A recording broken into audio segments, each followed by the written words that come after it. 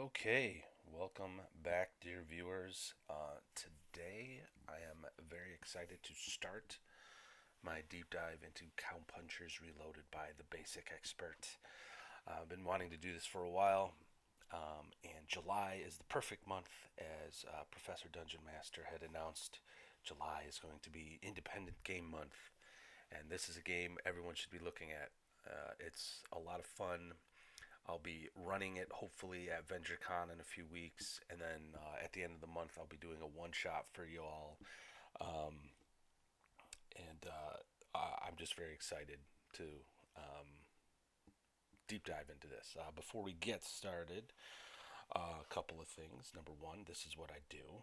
I play games. I record myself playing games, and then I talk about those games. I have nothing against the flip through review, but I have found that some games are more fun to read than play, and then some games that are really difficult to read are actually a hell of a lot of fun to play once you learn them.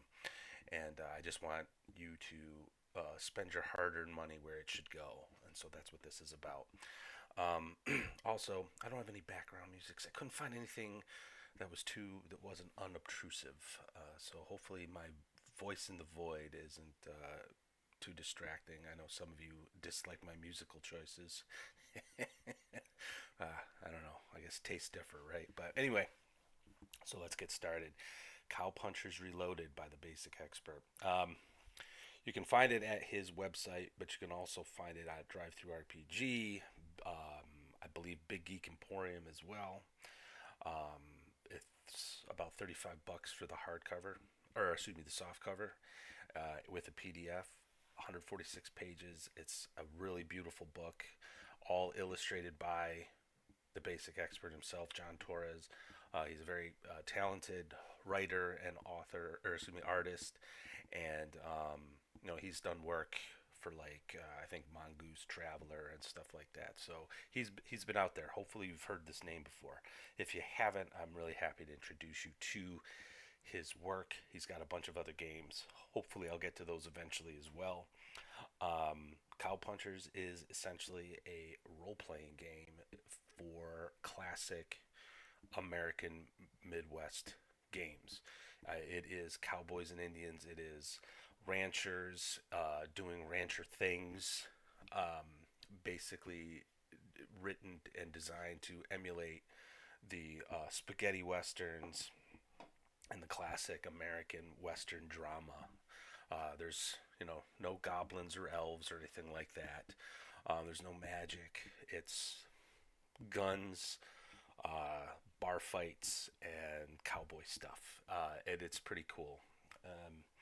The image I have to the right is actually the very first printing he did, which was like a 24-page rules light game supplement. That's how I got introduced to it, and then and we'll be getting into this later, I started working on a supplement for Cowpunchers to make it a little weird and magical. And during that time, John made Cowpunchers Reloaded, which has got a ton more stuff in it. It's pretty great. So we're going to talk about the basics and character generation today. So the basics to playing this game is it's pretty simple. It's just dice pool system using only d6s. Everyone has a core die to accomplish a task. A single d6. You want to ride a horse? There it is. You just use your d6. But the dice pool is generated by adding a number of dice to the core die that are equal to whatever attribute bonus dice that corresponded to the task, if any, and then skill ranks any. So if you want to ride a horse, I believe that's a finesse attribute skill. And if you have +1 in finesse, then you have +1 die to the pool.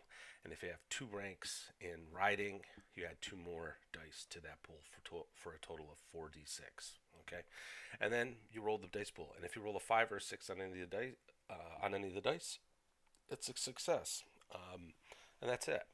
There are opposed checks, which case you basically roll the 2 opposing skills dice pools, and whoever has the greater number of successes wins. And then some tests, per the range boss, that's the game master, per the range boss's discretion, may be more difficult. So you might need to get multiple successes in order to actually accomplish the task. But what you see right there is the basics and how to play the game. It is just beautiful in its simplicity. It actually is reminiscent for me. It's reminiscent to what the Free League's Year Zero game engine, but without all the added stuff. And it still gets you to where you want to go, and have like a game that's kind of narrative based, in terms of storytelling.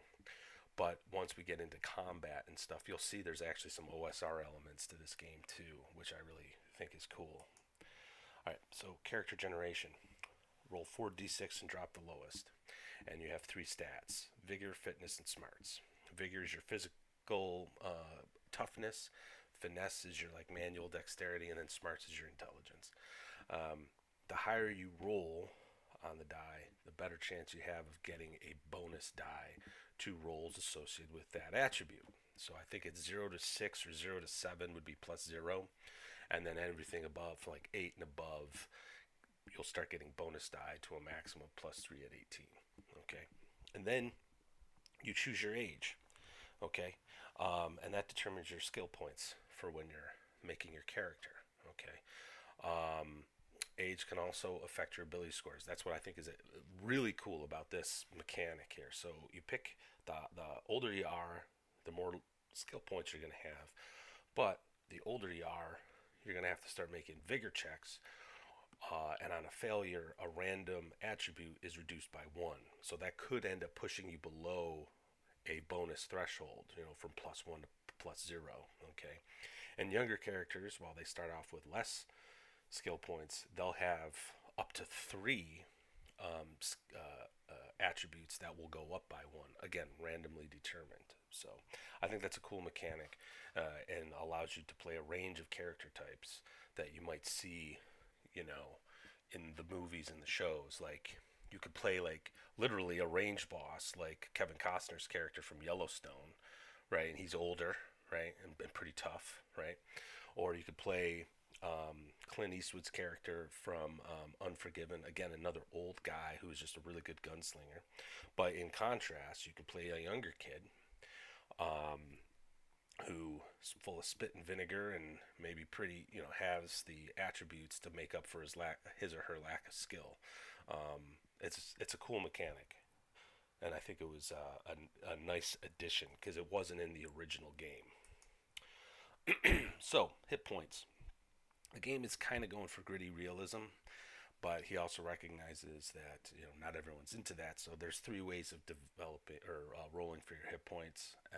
The brutal method is you just basically roll a core die plus any vigor bonus dice, and that's your starting hit points. So a character with low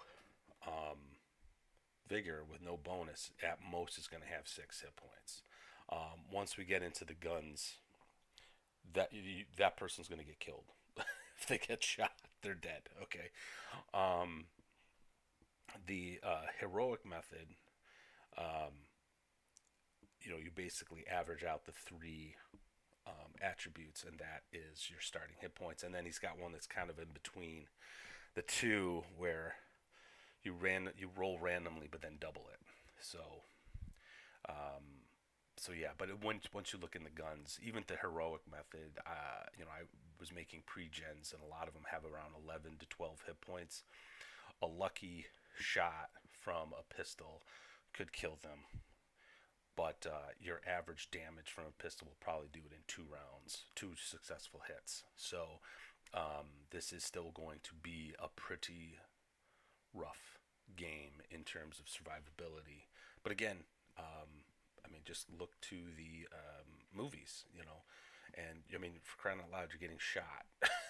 This isn't D&D, where you can like abstractly take all these hits. So plus there's some additional dice mechanics that he's got, we'll be getting into soon, where it can, even with the heroic method, you could still be aced in one shot if you're not careful.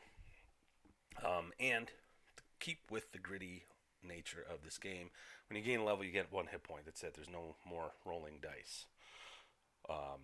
So again, gritty. All right, skills. I'm not gonna list all the skills, but it's not a super huge list. It's just what you need, and they have some cool names for them, like that kind of get you into the mood of the setting. It's something I really like when authors do this.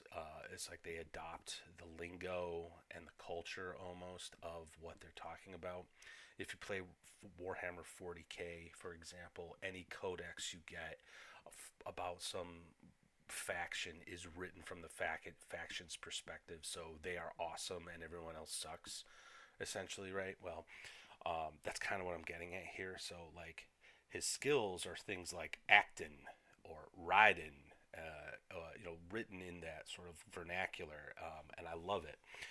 Actin in particular is a cool skill because if your character has it, you play a harmonica, tell a joke or whatever, and it kind of can convey a bonus die to somebody for uplifting their spirits or something like that. So, but it's also got the guns and fighting, fisticuffs, um, the social skills like persuasion, deception, and then things like trade and prospecting. So if you want to make a guy who's looking for gold, you can. You know, so there, it's a good skill list, and it leaves room to add your own. Um, when making a skill test, if your core die rolls a 6, you have a critical success, and that's up to the range boss as to what that means. And on a roll of 1, you have a critical failure. Okay. Um, Here's that game mechanic I was just alluding to. Hit points to alter skills. You can spend 2 points of health, basically take 2 points of damage to re-roll 1 die, but you can't do it to the core die. That's static. And then you can spend 4 hit points for 1 guaranteed success. So if you do that, let's say you guarantee 1 success when you're shooting at a guy, and with your die roll, you end up getting 3 more successes. That's a total of 4 successes, and that's going to be very hard to dodge. We'll get into that once we get to combat, which will probably be in the next video. So it may be worth doing that. So this is sort of where I get into where it's kind of like kind of loosely OSR inspired. Like there's this cost benefit analysis you have to sort of think about. Is this what you want to do? Um, is this, or are you going to risk it by not doing it? I like that. Um, so character advancement. It's not the character experience point table is not what's the word I'm looking for? Extensive. After 2 experience points, you're level 2. After 5, you're level 3. Okay, so how do you gain experience? Well, you get 1 experience point per session or adventure. That's really up to the range boss. So if you have an adventure that takes 2 or 3 sessions, you're not seeing an experience point until then. And then you gain 1 additional experience point for successfully completing an untrained skill.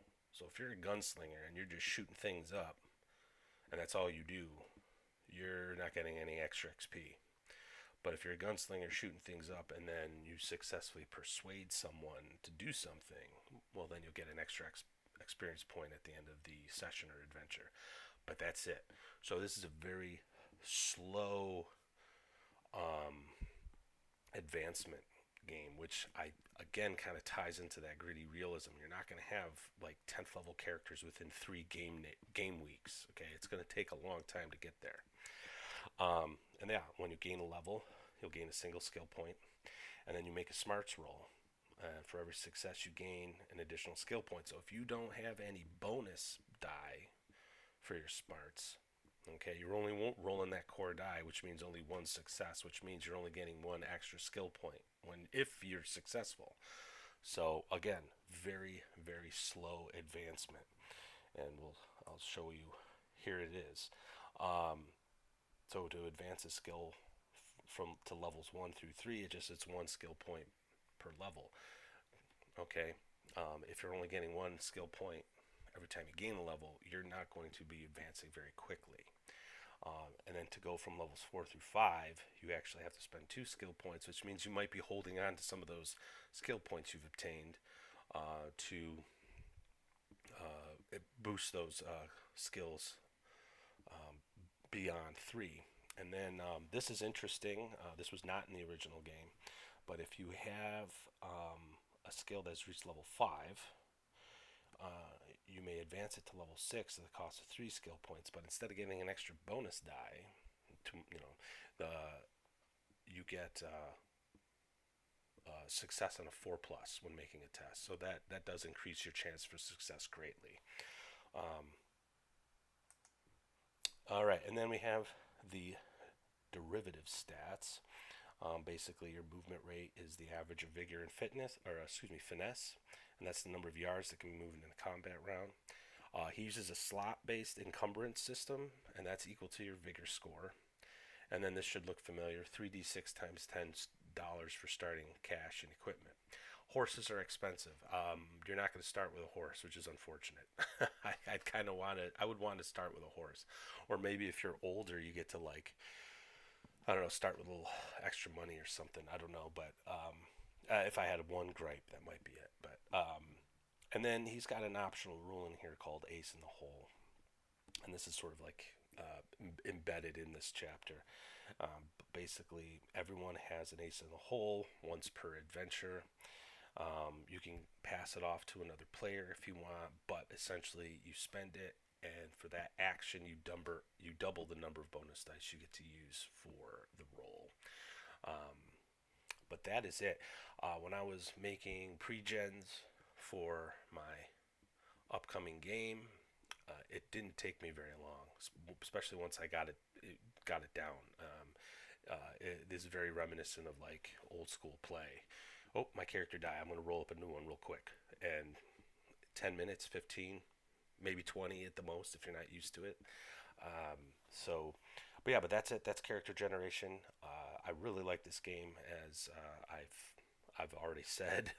I'm looking forward to running it. And next week we will get into the nitty gritty of combat and some of the other rules that are in this game. And with that, I'll leave you to it. Take care, everyone.